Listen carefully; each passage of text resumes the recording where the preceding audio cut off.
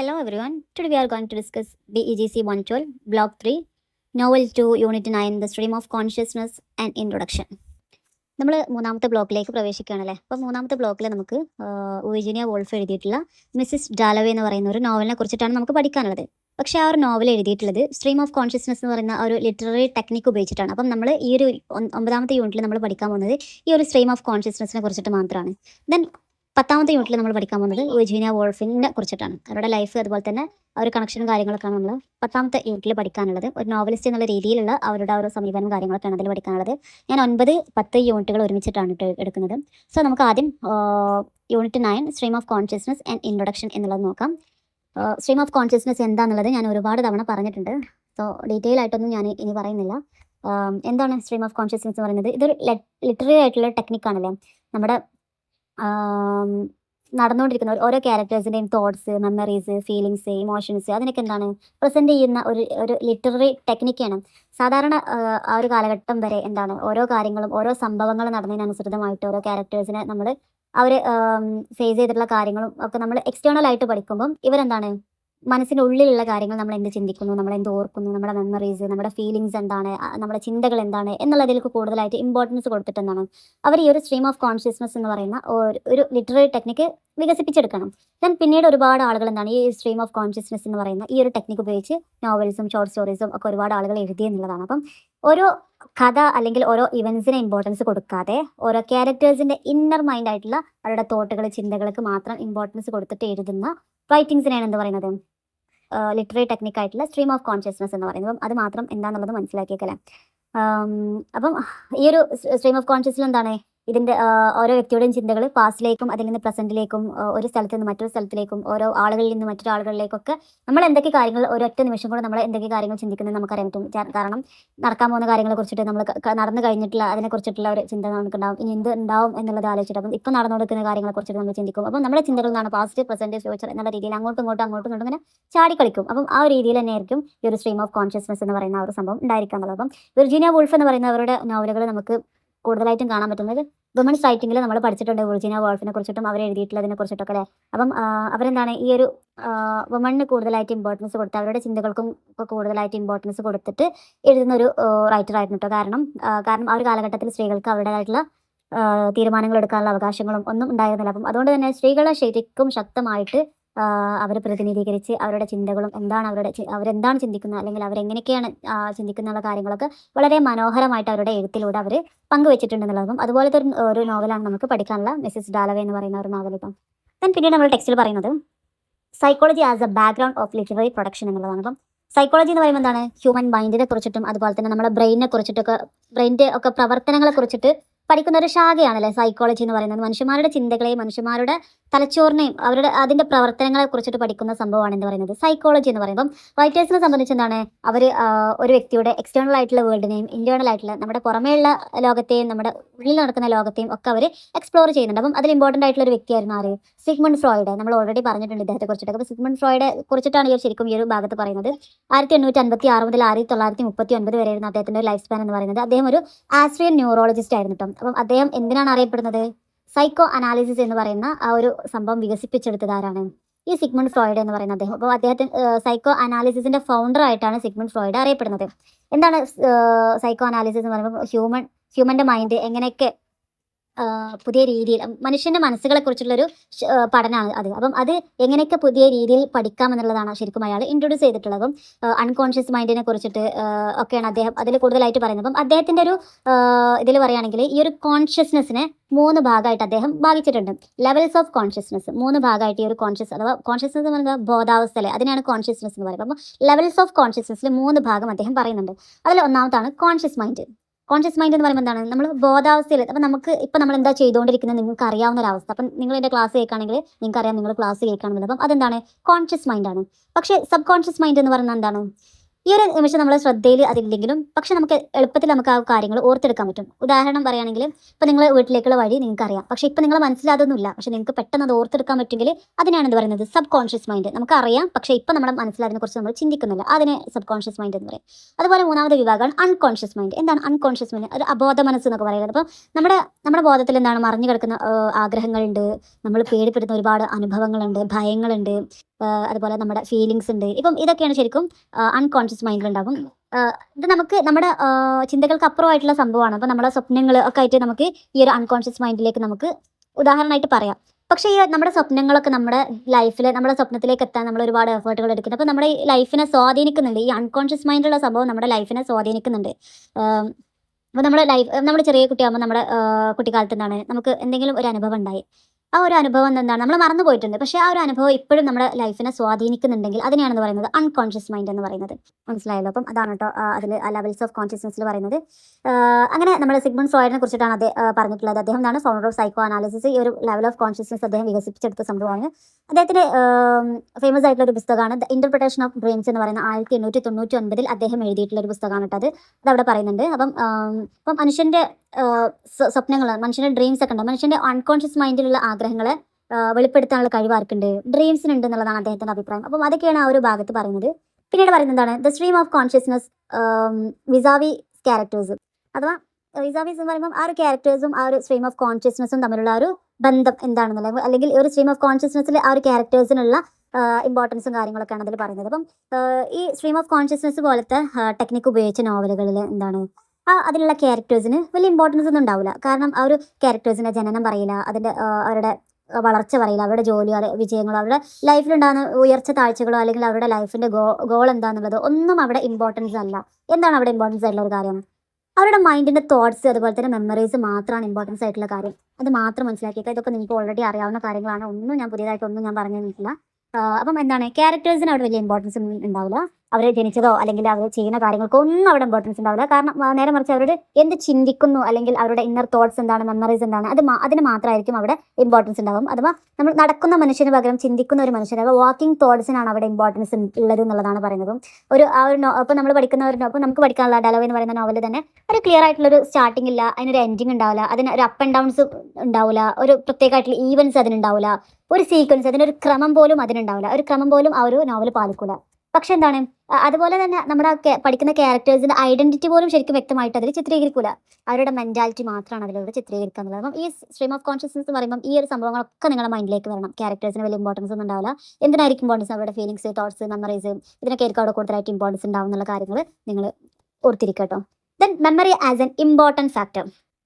ഈ stream of കോൺഷ്യസ്നെസ്സിൽ important ആയിട്ടുള്ള ഒരു ഫാക്ടർ എന്താണ്? മെമ്മറിയാണ്. മെമ്മറി മാത്രമല്ല കേട്ടോ, മെമ്മറിയും ഇമ്പോർട്ടൻ്റ് ആയിട്ടുള്ള ഒരു ഫാക്ടർ ആണ് എന്നുള്ളതാണ്. അപ്പം പഴയ നമ്മുടെ എക്സ്പീരിയൻസ്, നമ്മുടെ സന്തോഷങ്ങൾ, സങ്കടങ്ങൾ ഒക്കെ നമ്മുടെ മനസ്സിൽ സൂക്ഷിക്കപ്പെടും അല്ലേ? ഒരു അപ്പോൾ സൂക്ഷിക്കപ്പെടുന്നുണ്ട് വിചാരിച്ച് നമ്മളത് എപ്പോഴും അതിനെക്കുറിച്ചൊരു ചിന്തിക്കില്ല. പക്ഷേ നമ്മുടെ പ്രത്യേക സാഹചര്യം വരുമ്പോൾ ശരിക്കും നമ്മുടെ മനസ്സിലേക്ക് ആ സംഭവങ്ങൾ വീണ്ടും നമ്മുടെ മനസ്സിലേക്ക് വരുന്നു. അപ്പം ഈ ഒരു ഓർമ്മകളെയാണെന്ത് ഈ ഒരു ക്യാരക്ടേഴ്സിൻ്റെ ചിന്തകളെയും അല്ലെങ്കിൽ അവരുടെ ഫീലിങ്സിനെയൊക്കെ നമ്മൾ ഓർമ്മിപ്പിക്കുന്നുണ്ട് എന്നുള്ളതാണ്. അപ്പം എന്തെങ്കിലും ഒരു സംഭവം നടക്കുമ്പം ആ ഒരു സെയിം ഇൻസിഡൻറ്റ് നമ്മുടെ ചെറുപ്പകാലത്ത് നടന്ന സംഭവം നമുക്കത് ഓർമ്മ ഉണ്ടാവുന്നില്ല. അപ്പം നമുക്ക് പെട്ടെന്ന് നമ്മുടെ മനസ്സിലേക്ക് അത് വരുന്നു എന്നുള്ളതാണ്. അപ്പം നമ്മൾ ഒരു കുട്ടിക്കാലത്ത് നമ്മൾ ഏതെങ്കിലും ഒരു ഫ്ലവേഴ്സ് സ്മെല്ല് ചെയ്തിട്ടുണ്ടെങ്കിൽ ആ ഒരു അനുഭവം നമ്മുടെ വലുതാകുമ്പം ശരിക്കും ആ ഒരു ഫീലിംഗ് അല്ലെങ്കിൽ ആ അനുഭവം നമ്മുടെ മനസ്സിലേക്ക് വീണ്ടും വരുന്നു എന്നുള്ളതാണ്. അപ്പം നമ്മുടെ ഈ ഒരു സ്ട്രീം ഓഫ് കോൺഷ്യസ്നെസ്സിൽ എന്താണ് പാസ്റ്റ് പ്രസൻറ്റ് ഒക്കെ തമ്മിൽ അങ്ങോട്ടും ഇങ്ങോട്ടും ഒരു റിലേഷൻ ഉണ്ട്. സെയിം നമ്മൾ പ്രസൻറ്റ് നിൽക്കുന്ന നമ്മൾ പാസ്റ്റിലുള്ള സംഭവത്തിൻ്റെ ഒരു ഫീലിംഗ് ചിലപ്പോൾ നമുക്ക് അപ്പോഴും കിട്ടും. അപ്പോൾ ആ ഒരു സംഭവമാണ്, ആ ഒരു പാസ്റ്റും പ്രസൻറ്റും നമ്മൾ കണക്ഷൻ ഉണ്ട് എന്നുള്ളതാണ്. അതുപോലെ ഇതിൽ പറയുന്ന ഇമ്പോർട്ടൻ്റ് ആയിട്ടുള്ള മറ്റൊരു കാര്യം ടൈമിന് ഭയങ്കര ഇമ്പോർട്ടൻ്റ് ഉണ്ട് ഈ ഒരു സ്ട്രീം ഓഫ് കോൺഷ്യസ്നെസ് എന്ന് പറയുന്ന ഈ ഒരു ടെക്നിക്കിൽ. കാരണം എന്താ വെച്ചാൽ നമ്മൾ ചെറുപ്പത്തിൽ നടന്നിട്ടുള്ള ഒരു സംഭവം നമ്മൾ ആ ഒരു സംഭവത്തെ നമ്മൾ വിലയിരുത്തുന്നതും അതുപോലെ തന്നെ ഒരു 10 വയസ്സാകുമ്പോൾ നമ്മൾ ആ സംഭവത്തെ നമ്മൾ കാണുന്നതും ഒരു 50 വയസ്സാകുമ്പോൾ നമ്മൾ ആ സംഭവത്തെ കാണുന്നതും രണ്ടും രണ്ട് രീതിയിലല്ലേ? അപ്പം ആ ഒരു സമയം എന്ന് പറയുന്നത് 10 വർഷം എന്നുള്ളത് 50 വർഷമാകുമ്പോൾ ആ ഒരു സമയത്തിന് അവിടെ വളരെ ഇമ്പോർട്ടൻ്റ്. കാരണം നമ്മൾ അതിനെ വിശകലനം ചെയ്യുന്ന രീതി അല്ലെങ്കിൽ അതിനെ വിലയിരുത്തുന്ന രീതി ഒക്കെ എന്താണ് തമ്മിൽ അങ്ങോട്ടും ഇങ്ങോട്ടും വ്യത്യാസമുണ്ട്. അപ്പം സമയം എന്ന് പറയുന്നത് വളരെ ഇമ്പോർട്ടൻ്റ് ആയിട്ടുള്ള കാര്യങ്ങളാണ് എന്നുള്ളതാണ് അതിൽ പറയുന്നത്. Then observation as A basis of the stream of consciousness. അപ്പോൾ നമ്മളൊരു സ്ട്രീം ഓഫ് കോൺഷ്യസ്നെസ്സിൽ എന്താ പറയുന്നു? മെമ്മറി പറഞ്ഞു. അപ്പം മെമ്മറി മാത്രമല്ല ശരിക്കും ഇതിൻ്റെ ഒരു പ്രത്യേകത എന്ന് പറയുന്നത്. അപ്പം ഒബ്സർവേഷൻ എന്താണ്? ഒബ്സർവേഷൻ എന്ന് പറയുന്നത് നമ്മൾ നിരീക്ഷിക്കുക അല്ലേ? അപ്പം നമ്മളെ നിരീക്ഷണങ്ങൾക്കും വലിയൊരു ഇമ്പോർട്ടൻസ് എന്തിലുണ്ട്? ഈ സ്ട്രീം ഓഫ് കോൺഷ്യസ്നസ് എന്ന് പറയുന്ന ഒരു ടെക്നിക്കിൽ ഉണ്ടെന്നുള്ളത്. അപ്പം ഒരു വ്യക്തി ജീവിക്കുന്ന ഒരു ലോകത്ത് എന്താണ് തൻ്റെ മനസ്സിലൂടെ അദ്ദേഹം എന്താണ് ഇങ്ങനെ നമ്മുടെ മനസ്സിൻ്റെ കാര്യം പറയുമ്പം ഓരോ കാര്യങ്ങൾ ആ വ്യക്തി എന്താണ് ആ ലോകത്ത് നടക്കുന്ന ഒരുപാട് കാര്യങ്ങൾ ആ വ്യക്തി എന്താണ് ഇങ്ങനെ നിരീക്ഷിച്ചുകൊണ്ടിരിക്കുന്നുണ്ട്. അപ്പം ആ ഒരു മൈൻഡിലൂടെ തന്നെയാണ് ആ വ്യക്തി ഒബ്സർവേഷൻ നടക്കുന്നത്, അത് അനുഭവിക്കുകയൊക്കെ ചെയ്യുന്നതാണ് അതിലൂടെ പറയുന്നത്. അപ്പം ഓരോ വ്യക്തിയുടെയും അവരുടെ ലൈഫിലുണ്ടായിട്ടുള്ള സങ്കടങ്ങൾ, നഷ്ടങ്ങൾ, അതുപോലെ തന്നെ പല സംഭവങ്ങളൊക്കെ എന്താണ് അനുഭവങ്ങളൊക്കെ എന്താണ് ആ ഒരു കഥയുടെ ഭാഗമായിട്ട് അപ്പം അദ്ദേഹം ഒബ്സർവ് ചെയ്യുന്നതും അദ്ദേഹം പഴയ മെമ്മറിയിലേക്ക് പോകുന്നതും ഒക്കെ ഒരേ ഒരു ഇതിൽ തന്നെ നമുക്ക് കാണാൻ പറ്റുന്നതിനാണ് എന്ത് പറയുന്നത് സ്ട്രീം ഓഫ് കോൺഷ്യസ്നസ്. മെമ്മറി മാത്രമല്ല ഒബ്സർവേഷൻ വളരെ ഇമ്പോർട്ടൻ്റ് ഉണ്ട് ഈ ഒരു ടെക്നിക്കിൽ എന്നുള്ളത് മനസ്സിലാക്കാം. ദെൻ പിന്നീട് പറയുന്നത് aesthetic of the stream of consciousness. ഇതിൽ പറയുന്നത് നമുക്കറിയാം ഈ ഒരു സ്ട്രീം ഓഫ് കോൺഷ്യസിന് ഉണ്ടായിട്ടുള്ള ഒരു സാഹചര്യം എന്താണെന്നുള്ളത് നമുക്ക് വ്യക്തമായിട്ട് അറിയാലേ. കാരണം ഫസ്റ്റ് വേൾഡ് വാറിന് ആ ഒരു ഇമ്പാക്റ്റ്, വലിയൊരു ഇമ്പാക്റ്റ്, ലക്ഷക്കണക്കിന് ആളുകൾ മരണപ്പെട്ടു പോയിട്ടുള്ള ആ ഒരു ഭീതിയിൽ ലോകം നിൽക്കുന്ന ഒരു സമയത്ത് ഈ റൈറ്റേഴ്സ് എന്താണ് എന്ത് എഴുതും എന്നുള്ള ഒരു ചിന്തയിൽ നിന്ന് വ്യത്യസ്തമായിട്ടുള്ള ഒരു ആശയം ഉൾക്കൊള്ളുന്ന ഒരു സമയമായിരുന്നു ഈ ഒരു വേൾഡ് വാറിൻ്റെ ഒരു സമയം എന്ന് പറയുന്നത്. കാരണം അതുവരെ ഉണ്ടായിരുന്ന ലിറ്റററി ടെക്നിക്സ് എന്തായിരുന്നു? ട്രാജഡി ഉണ്ടായിരുന്നു, കോമഡി ഉണ്ടായിരുന്നു. ഇപ്പം എല്ലാം തകർന്ന് നഷ്ടപ്പെട്ടിരിക്കുന്ന ഒരു സൊസൈറ്റിയിലേക്ക് നമുക്ക് തന്നെ കോമഡി വല്ലതും ഇറക്കാൻ പറ്റുമോ? ട്രാജഡീസ് വല്ലതും കൊണ്ടുവരാൻ പറ്റുമോ? കാരണം ഓൾറെഡി തകർത്തിരിക്കുമെന്നാണ്, അവരെയും കൂടെ തകർക്കുന്ന രീതിയിലുള്ള വല്ല ട്രാജഡീസ് നമ്മൾ എഴുതാൻ പറ്റുമോ?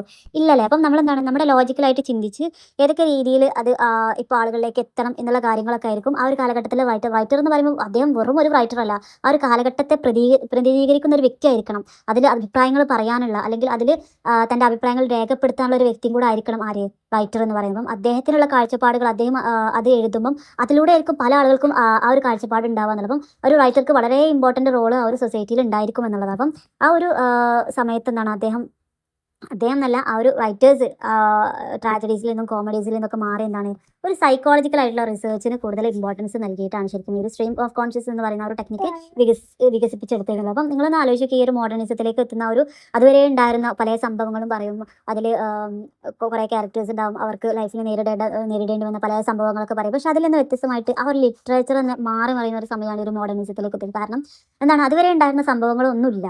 പിന്നീട് എന്താണ് ആ ഒരു വ്യക്തി എന്തൊക്കെ ഫേസ് ചെയ്യുന്നുണ്ട് എന്നുള്ള കാര്യങ്ങളിലൂടെ മാത്രം അവരുടെ ഒരു നോവൽ അല്ലെങ്കിൽ അവരുടെ ഷോർട്ട് സ്റ്റോറി, അവരുടെ എഴുത്തുകൾ മുഴുവൻ ആ രീതിയിലേക്ക് മാറി എന്നുള്ളത് ഭയങ്കര ഒരു ചേഞ്ച് തന്നെയാണ്. ലിറ്ററേച്ചറിനെ സംബന്ധിച്ച് ഏറ്റവും വലിയൊരു ചേഞ്ച് തന്നെയായിരുന്നു ആ ഒരു ചേഞ്ച് എന്ന് പറയുന്നത്. Then history as A component of stream of consciousness. നമ്മൾ സ്ട്രീം ഓഫ് കോൺഷ്യസിനെ കുറിച്ചിട്ടാണല്ലോ പറയുന്നത്. അപ്പം ഇതിൽ ഹിസ്റ്ററി എന്ന് പറയുന്ന സംഭവം പൂർണ്ണമായിട്ടും അതിൽ നിന്ന് എടുത്തൊഴിവാക്കുന്ന സംഭവം അല്ല എന്നുള്ളതാണ്. കാരണം ഹിസ്റ്ററിക്കും വ്യക്തമായിട്ടുള്ള ഒരു പ്രാധാന്യം, ഒരു ഇമ്പോർട്ടൻസും ഒക്കെ എന്തിലുണ്ട്? ഈ സ്ട്രീം ഓഫ് കോൺഷ്യസ്നസ് ഉണ്ട്. അപ്പോൾ ഒരു കഥാപാത്രങ്ങളുടെ മെൻ്റൽ സിറ്റുവേഷൻ എന്ന് പറയുമ്പം ശരിക്കും അത് കൂടുതലായിട്ടും എഫക്റ്റ് ചെയ്യുക അവരിപ്പം ജീവിക്കുന്ന ഈ ഒരു കാലഘട്ടത്തിന്, ഈ ഒരു കാലഘട്ടത്തിൽ അല്ലെങ്കിൽ അവർ ജീവിക്കുന്ന ക്യാരക്ടേഴ്സ് ജീവിക്കുന്ന ഒരു കാലഘട്ടത്തിൽ ഒരു പ്രസൻറ്റ് സമയത്തുള്ള സംഭവങ്ങളൊക്കെ അവർ കൂടുതൽ ബന്ധപ്പെട്ടിരുന്നെങ്കിലും അതുപോലെ പഴയ കൾച്ചേഴ്സിനോടും ലാംഗ്വേജിനോടും സോഷ്യൽ ഇൻസ്റ്റിറ്റ്യൂഷൻസ് ഇതൊക്കെ ഇതുമായിട്ട് കണക്റ്റഡ് ആണ് എന്നുള്ള കാര്യങ്ങൾ ജസ്റ്റ് മനസ്സിലാക്കി വെക്കട്ടെ. അതാണ് അതിൽ പറയുന്നത്. Then varied dimensions of stream of consciousness. This is the last topic of this unit. So എന്താണ് ഇതിൽ പറയുന്നത്? അപ്പം നമ്മൾ വിചാരിക്കും ഈ സ്ട്രീം ഓഫ് കോൺഷ്യസ്നസ് പറയുന്നത് ശരിക്കും എല്ലാ വ്യക്തികൾക്കും ഒരുപോലെയാണ് എഴുതുക എന്നുള്ളത്. പക്ഷേ ഓരോ വ്യക്തികളും ഈ സ്ട്രീം ഓഫ് കോൺഷ്യസ്നസ് എന്ന് പറയുന്ന ടെക്നിക്ക് ഉപയോഗിക്കുമ്പോൾ അതില്ലെങ്കിൽ അതിനെ എഴുതുമ്പോൾ അവരുപയോഗിക്കുന്ന രീതികളും അതിൻ്റെ തലങ്ങളും അങ്ങോട്ടും ഇങ്ങോട്ടൊക്കെ മാറ്റുന്നുണ്ട്. അതിൽ രണ്ട് വ്യത്യാസങ്ങൾ പറയുന്നത്. ഇപ്പം ഇതിൽ നമ്മൾ ഓൾറെഡി പഠിക്കാനുള്ളത് വിർജീനിയ വോൾഫിനെ കുറിച്ചിട്ടാണ്. അതുപോലെ വേറൊരാളാണ് ജെയിംസ് ജോയ്സ് എന്ന് പറയുന്നത്. അപ്പം ഈ രണ്ടുപേരുടെയും തമ്മിലുള്ള ഒരു വ്യത്യാസമാണ് ഇതിൽ പറയുന്നത്. നമ്മുടെ വിർജീനിയ വോൾഫിൻ്റെ ഈ സ്ട്രീം ഓഫ് കോൺഷ്യസ്നസ് എന്ന് പറയുന്നത് ഒന്നും കൂടെ ഒരു പോയറ്റിക് ആയിട്ടുള്ള അല്ലെങ്കിൽ ഒരു സിംപ്ലിസിറ്റി ആയിട്ടുള്ള ഒരു സ്റ്റൈലാണ് അവർ ഉപയോഗിച്ചിട്ടുണ്ടെങ്കിൽ, ജെയിംസ് ജോയ്സിലേക്ക് വരുമ്പോൾ ഒന്നും കൂടെ കോംപ്ലക്സ് ആയിട്ടുള്ള രീതിയിലായിരിക്കും അദ്ദേഹം ഉപയോഗിച്ചിട്ടുണ്ടായിരിക്കാം. ഭയങ്കര ഒന്നും കൂടെ ഒരു കോംപ്ലക്സ് ആയിട്ടുള്ള രീതിയിൽ, ഒരു സങ്കീർണമായിട്ടുള്ള രീതിയിലായിരിക്കും അദ്ദേഹം ഉപയോഗിച്ചിട്ടുണ്ടായിരുന്നത്. അതുപോലെ തന്നെ ഈ ഒരു വിർജീനിയ വോൾഫ് എന്താണ് അവരുടെ ഇപ്പം നമ്മൾ പറഞ്ഞല്ലോ പാസ്റ്റ് ആയാലും പ്രസന്റ് ആയാലും അവരുടെ ചിന്തകളിലൂടെ അങ്ങനെ കടന്നു വരുന്ന പറയുമ്പം എന്നാലും അതിലൊരു ഓർഡർ ഉണ്ടായിരുന്നു.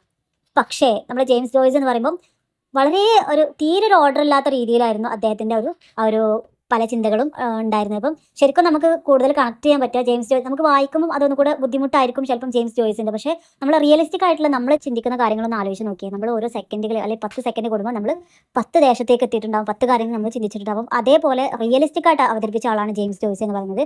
പക്ഷേ നമ്മൾ വിർജീനിയ വോൾഫിൻ്റെ അടുത്ത് എത്തുമ്പോൾ എന്താണ് ആ ഒരു ക്യാരക്ടേഴ്സിനെ അവർ ചിന്തിക്കുന്ന ഒരു സൈക്കോളജിക്കൽ ആയിട്ടുള്ള ഒരു രീതിയിലൊക്കെ എന്താണ് ഒന്നും കൂടെ ഒരു ഓർഡറിൽ അല്ലെങ്കിൽ നമുക്ക് മനസ്സിലാക്കാൻ പറ്റുന്ന രീതിയിലായിരുന്നു അവർ അവതരിപ്പിച്ചിട്ടുണ്ടെങ്കിൽ, ജെയിംസ് ജോയ്സിലേക്ക് വരുമ്പോൾ എന്താണ് ഭയങ്കര കോംപ്ലക്സ് ആയിട്ടുള്ള ഭയങ്കര ഡിസോർഡർ ആയിട്ടുള്ള രീതിയിലായിരുന്നു അദ്ദേഹം എഴുതിയിട്ടുണ്ടായിരുന്നത്. നമ്മുടെ വിർജീനിയ വോൾഫിൻ്റെ വായിക്കാൻ നമുക്കൊരു സിംപ്ലിസിറ്റി, നമുക്ക് വായിക്കാൻ നമുക്ക് പെട്ടെന്ന് മനസ്സിലാവുന്ന രീതിയിലാണെങ്കിൽ മറ്റേ ആളുടെ നിന്നാണ് വായിക്കാൻ ഭയങ്കര ബുദ്ധിമുട്ടാണ്, ചിലപ്പോൾ വായിച്ചാൽ ചിലപ്പോൾ മനസ്സിലാവാത്ത രീതിയിലൊക്കെ ആയിരുന്നു ഉണ്ടായത്. അപ്പം സ്ട്രീം ഓഫ് കോൺഷ്യസ്നസ് എന്ന് പറയുമ്പോൾ ഓരോ വ്യക്തിയിലേക്ക് എത്തുമ്പോഴും ഓരോ രീതിയിലായിരിക്കും ഉണ്ടായിരിക്കുക എന്നുള്ളത് മനസ്സിലാക്കുക. സോ ഇതോടെ ഈ ഒരു യൂണിറ്റ് കഴിഞ്ഞിട്ടുണ്ട്. നമുക്ക് 10ാമത്തെ യൂണിറ്റ് കൂടെ സ്റ്റാർട്ട് ചെയ്യാം.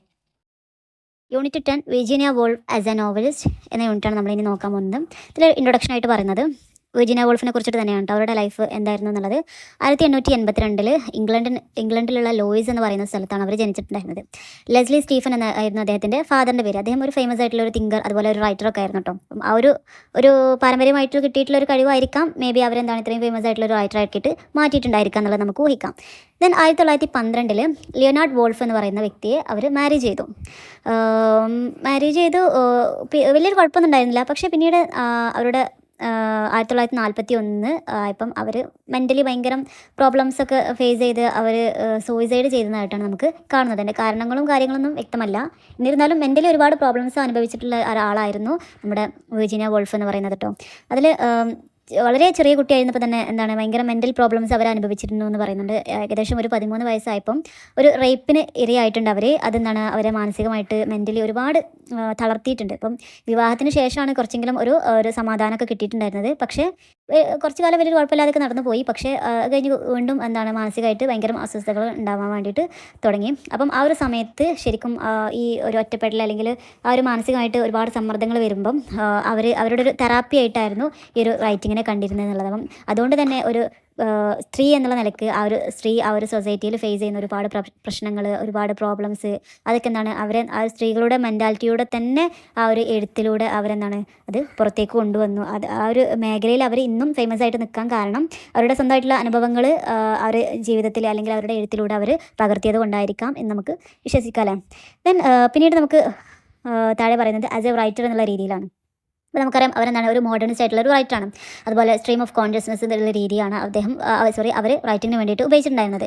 നോൺ ലീനിയർ നറേറ്റീവ് സ്റ്റൈലായിരുന്നു അവർ എഴുതിയിരുന്നത്. അതുപോലെ തന്നെ ഫ്രാഗ്മെൻറ്റഡ് സ്ട്രക്ചറിൽ ഇംപ്രഷനിസ്റ്റിക് ആയിട്ട് അതുപോലെ സൈക്കോളജിക്കൽ എക്സ്പ്ലോറേഷനിലൂടെയൊക്കെയാണ് അവർ എഴുതിയിട്ടുണ്ടായിരുന്നത്.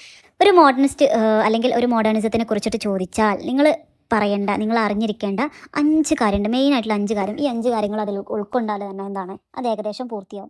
അതിലൊന്നാമത്തെ കാര്യമായിരുന്നു മോഡേണിസത്തെ കുറിച്ചിട്ട് നിങ്ങൾ ചിന്തിക്കുമ്പം ആദ്യം ഓർക്കേണ്ട കാര്യം സ്ട്രീം ഓഫ് കോൺഷ്യസ്നസ് എന്ന് പറഞ്ഞാൽ ലിറ്റററി ടെക്നിക്കിനെ കുറിച്ചിട്ട്. ദെൻ നോൺ ലീനിയർ നറേറ്റീവ് എന്താണ്? നോൺ ലീനിയർ നറേറ്റീവ് എന്നാണ് ഒന്നും കഥ നേരായ രീതിയിലല്ല പറയുക, പാസ്റ്റ് പ്രസൻറ്റ് ഇടകലർന്ന രീതിയിൽ പറയുന്നതിനാണെന്ന് പറയുന്നത് നോൺ ലീനിയർ നറേറ്റീവ് എന്ന് പറയാം. അതുപോലെ മറ്റൊരു പ്രത്യേകത ഉണ്ടായിരുന്നു ഫ്രാഗ്മെൻറ്റഡ് സ്ട്രക്ചർ. ഫ്രാഗ്മെൻറ്റഡ് എന്ന് പറഞ്ഞാൽ പെട്ടെന്ന് ഒരു കാര്യം ഇങ്ങനെ പറഞ്ഞു കൊടുക്കുമ്പോൾ പെട്ടെന്ന് അതിൽ നിന്നൊരു ഷിഫ്റ്റ്, ഒരു ടിസ്റ്റ് എന്നൊക്കെ പറയില്ല നമ്മൾ. അപ്പം ആ ഒരു രീതിയിലായിരുന്നു ഫ്രാഗ്മെൻറ്റഡ് സ്ട്രക്ചർ എന്ന് പറയുമ്പം മൂന്നാമത്തേതായി. ദെൻ നാലാമത്തേതായിരുന്നു ഇംപ്രഷനിസ്റ്റിക്. എന്താണ് ഇംപ്രഷനിസ്റ്റിക് എന്ന് പറയുമ്പം ഒരു സംഭവത്തെ അല്ലെങ്കിൽ ഒരു വ്യക്തിയോ അല്ലെങ്കിൽ എന്തെങ്കിലും ഒരു പ്ലേസോ അല്ലെങ്കിൽ അതിൻ്റെ ആ ഒരു സ്ഥലത്തെ കൃത്യമായിട്ട് അതെന്താണെന്നുള്ളത് പറയൂല. അതില്ലാതെ എന്താണ് അത് നമ്മൾ കാണുമ്പം അത് നമ്മുടെ മനസ്സിൽ എന്ത് ഇംപ്രഷനാണ് അല്ലെങ്കിൽ എന്ത് മതിപ്പാണ് നമ്മുടെ മനസ്സിലുണ്ടാവുക, അല്ലെങ്കിൽ അത് നമുക്ക് എന്ത് അനുഭവമാണ് നമുക്ക് തന്നിട്ടുണ്ടാവുക, നമ്മുടെ ഫീലിങ്സ് എന്താണെന്നുള്ള കാര്യം മാത്രം പറഞ്ഞ് അതിനെ പറയുന്നതിനെയാണ് എന്ത് പറയുന്നത് ഇംപ്രഷനിസ്റ്റിക്. അപ്പം ഒരു കാര്യത്തിനെ കുറിച്ചുള്ള ഡീറ്റെയിൽ ആയിട്ടുള്ള കാര്യങ്ങൾ പറയാതെ അത് നമ്മളിൽ ഉണ്ടാക്കിയിട്ടുള്ള ആ ഒരു അനുഭവത്തെ ഫീലിങ്സിനെ മാത്രം അവതരിപ്പിക്കുന്ന രീതിയാണെന്ന് പറയുന്നത് ഇംപ്രഷനിസ്റ്റിക്. ദെൻ പിന്നീട് പറയുന്നത് സൈക്കോളജിക്കൽ എക്സ്പ്ലോറേഷൻ. ഒരു മെൻ്റലി ആയിട്ടുള്ള ഒരു കാര്യങ്ങളൊക്കെ ചേർത്ത് കൊണ്ടിട്ടുള്ള സംഭവം. അപ്പോൾ ഈ 5 പോയിൻറ്റ്സ് വളരെ ഇമ്പോർട്ടൻ്റ് ആയിട്ടുള്ള കാര്യമാണ്. കാരണം മോഡേണിസത്തിൻ്റെ ഏറ്റവും മെയിൻ ആയിട്ടുള്ള 5 പോയിൻറ്റ്സുകളാണ് ഈ പറഞ്ഞിട്ടുള്ളത്. സ്ട്രീം ഓഫ് കോൺഷ്യസ്നസ് നമ്മൾ പറഞ്ഞ പോലെ ഹ്യൂമൻ മൈൻഡ്സിലെ തോട്ട്സ് ഫീലിങ്സ് ഒക്കെ എന്താണ് സെയിം അതേ രീതിയിൽ തന്നെ അവർ അവതരിപ്പിക്കുന്ന രീതിയാണല്ലോ ശരിക്കും. അപ്പം ചിന്തകൾക്ക് ശരിക്കും ഒരു കൃത്യമായിട്ടുള്ള ഒരു സ്റ്റാർട്ടിങ് ഉണ്ടാവില്ല, ഒരു എൻഡിങ്ങും ഉണ്ടാവില്ല. അപ്പം അതൊക്കെയാണ് ഇതിൽ പറയുന്നത്. പിന്നീട് പറയുന്നത് ഒരു ഫെമിനിസ്റ്റ് രീതി എന്നുള്ള രീതിയിലും പറയുന്നുണ്ട്. വോൾഫ് എന്താണ് സ്ത്രീകൾക്ക് എന്താണ് ഒരു എക്കണോമിക്കലായിട്ടുള്ള ഫ്രീഡം അവർക്ക് വേണം. അതുപോലെ തന്നെ അവർക്ക് എന്ത് വേണം, ഒരു പ്രൈവസി വേണം. അഥവാ ഒരു പാട്രിയാർക്കൽ സൊസൈറ്റിയിൽ സ്ത്രീകൾ നേരിടുന്ന ഒരുപാട് പ്രശ്നങ്ങളുണ്ട്. അഥവാ അവർ അവഗണിക്കപ്പെടുന്നതായിട്ടാണ് പറയുന്നത്. അപ്പം അവർ അവഗണിക്കപ്പെടാൻ ഉള്ള കാരണങ്ങൾ, അതുപോലെ തന്നെ എന്തുകൊണ്ട് അവർ ഇതിലേക്ക് എത്തുന്നില്ല എന്നുള്ള രീതിയിൽ വളരെയധികം വിമർശനങ്ങൾ എടുത്തിട്ടുള്ള ആളാണ് നമ്മുടെ വിർജീനിയ വോൾഫ് എന്ന് പറയുന്നത്. സ്ത്രീകളെ സംബന്ധിച്ച് സ്ത്രീകൾക്ക് വേണ്ടിയിട്ട് ശബ്ദം ഉയർത്തിയിട്ടുള്ള ആളാണ് അവർ ഷേക്സ്പിയറിനെ കുറിച്ചിട്ട് തന്നെ എന്താ പറഞ്ഞു നിങ്ങൾക്കറിയോ? കാരണം ഈ ഷേക്സ്പിയർ എന്ന് പറയുന്ന ഒരു വ്യക്തി ഒരു പെണ്ണായിരുന്നെങ്കിൽ അദ്ദേഹം ഇത്രയും പ്രശസ്തി ആവില്ലായിരുന്നു, അതല്ലെങ്കിൽ പ്രശസ്തി നേടില്ലായിരുന്നു എന്നുള്ളതാണ്. കാരണം എന്താണ്, അദ്ദേഹം ഒരു ആണായത് കൊണ്ടാണ് അദ്ദേഹത്തിന് അത്രയും ലഭിച്ചത്. അതിലൂടെ എന്താണ് അവർ വ്യക്തമാക്കുന്നത്, ആ ഒരു വ്യക്തിയെ അല്ല അവിടെ അപമാനിക്കുന്നത്, ആ ഒരു സൊസൈറ്റിയാണല്ലേ. അപ്പം ആ ഒരു പെണ്ണായിട്ട് ജനിച്ചിരുന്നെങ്കിൽ എത്ര കഴിവുണ്ടായാലും എന്താണ് അത് ആളുകൾ അംഗീകരിക്കൂല, അല്ലെങ്കിൽ അവർക്ക് ആവശ്യമായിട്ടുള്ള അർഹതപ്പെട്ട ആ ഒരു അംഗീകാരം ആ ഒരു സൊസൈറ്റി അവർക്ക് കൊടുക്കൂല എന്നുള്ള കാര്യമാണ് അതിലൂടെ പറഞ്ഞിട്ടുണ്ടായിരുന്നു. ആ ഒരു കാര്യങ്ങളൊക്കെയാണ് അതിൽ പറയുന്നത്. ദെൻ പിന്നീട് Virginia wolf ideological literary traits നമ്മൾ പറഞ്ഞു. അവർ മൂന്ന് കാര്യങ്ങളിലൂടെയാണ് അവർ ഏറ്റവും കൂടുതൽ ഫേമസ് ആയിട്ടുള്ളത്. ഒന്ന് മോഡേണിസത്തിൽ അവർ എഴുതി അല്ല ആ ഒരു മോഡേണിസം എന്നുള്ള ആ ഒരു രീതിയിൽ അവർ ആ ലിറ്ററേച്ചറിന് എന്താണ് ചേഞ്ച് ആക്കി കൊടുക്കുന്ന ആ ഒരു സംഭവം. അതുപോലെ സ്ട്രീം ഓഫ് കോൺഷ്യസ്നസ് എന്ന് പറയുന്ന ഒരു ടെക്നിക്ക്, അതുപോലെ ഫെമിനിസം. ഈ ഒരു 3 മേഖലകളും അവർ വളരെ ഇമ്പോർട്ടൻ്റ് ആയിട്ടുള്ള ഒരു വ്യക്തിയാണ് കേട്ടോ. ഈ ഒരു 3 മേഖല എടുത്താലും അവരുടെ പങ്ക് എന്ന് പറയുന്നത് നമുക്ക് പറയാവുന്നതിലപ്പുറമാണെന്നുള്ളത് മനസ്സിലാക്കാം. പിന്നെ അവരുടെ അഭിപ്രായം എന്താ വെച്ചാൽ ഈ ലിറ്ററേച്ചേഴ്സ് എന്ന് പറയുമ്പോൾ എപ്പോഴും ഒരു സൊസൈറ്റിയുമായിട്ട് കണക്ഷൻ ഉണ്ടായിരിക്കണം. കാരണം ആ സൊസൈറ്റിയിൽ എന്തൊക്കെ പ്രശ്നങ്ങൾ നടക്കുന്നു, എന്ത് കാര്യങ്ങളുണ്ടായാലും ഒരു റൈറ്റർ എന്നുള്ള നിലയിൽ അതിൽ ഇൻവോൾവ് ആവണം. സോഷ്യൽ മാറ്റേഴ്സിൽ അവർ ഇൻവോൾവ് ആവണം. അതുപോലെ നമ്മൾ റൈറ്റർ എന്നാണ് അവരുടേതായിട്ടുള്ള ഒപ്പീനിയൻസ് അവർ പ്രകടിപ്പിക്കുകയും ചെയ്യണം എന്നുള്ളതാണ് നമ്മുടെ വിർജീനിയ വോൾഫിൻ്റെ ഒരു അഭിപ്രായത്തിൽ. അതുപോലെ ക്ലാസ് ഡിവിഷന്, ജെൻഡർ ഡിവിഷനൊക്കെ ശക്തമായിട്ട് അവർ എതിർത്തിട്ടുണ്ട്.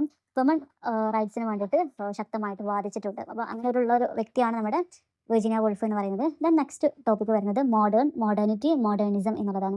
മോഡേൺ എന്ന് പറയുമ്പോൾ എന്താണ്, പഴയ ആ ഒരു പാരമ്പര്യമായിട്ടുള്ള ഒരു ഫ്യൂഡൽ തിങ്കിങ്ങിൽ നിന്നൊക്കെ മാറി ഒരു റീസണും ഒരു സയൻറ്റിഫിക് ആയിട്ടുള്ള തിങ്ക് ചെയ്യുന്ന ആ ഒരു ചേഞ്ചിനെയാണ് എന്ന് പറയുന്നത് മോഡേൺ എന്ന് പറയുന്നത്. അഥവാ ഓൾഡ് ആയിട്ടുള്ള ഫ്യൂഡൽ ചിന്തയിൽ നിന്ന് മാറിയിട്ട് സയൻറ്റിഫിക് ആയിട്ടുള്ള ചിന്തയിലേക്ക് വരുന്ന ഒരു ചേഞ്ചിനെയാണ് എന്ന് പറയുന്നത് മോഡേൺ എന്ന് പറയുന്നത്. എന്നാൽ എന്താണ് മോഡേണിറ്റി എന്ന് പറയുന്നതും? മോഡേണിറ്റി പറയുന്നത് നമ്മൾ റിലീജിയസ് ആയിട്ട് മതപരമായിട്ട് എന്താണ് ഒരുപാട് അന്ധവിശ്വാസങ്ങളൊക്കെ ഉണ്ടാവില്ലേ, അപ്പം ആ ഒരു സംഭവങ്ങളൊക്കെ മാറ്റുന്നതാണ്. ഒന്ന് ഒരു യുക്തിബോധത്തോടെ നമ്മൾ ചിന്തിക്കും. മനുഷ്യൻ്റെ യുക്തിബോധത്തിനും അതുപോലെ തന്നെ ഡെമോക്രസി, ഇക്വാളിറ്റി ഇതിലൊക്കെ ഇമ്പോർട്ടൻസ് കൊടുക്കുന്നതിനാണ് എന്ന് പറയുന്നത് മോഡേണിറ്റി എന്ന് പറയുന്നത്. മോഡേണിറ്റി എന്തായിരുന്നു?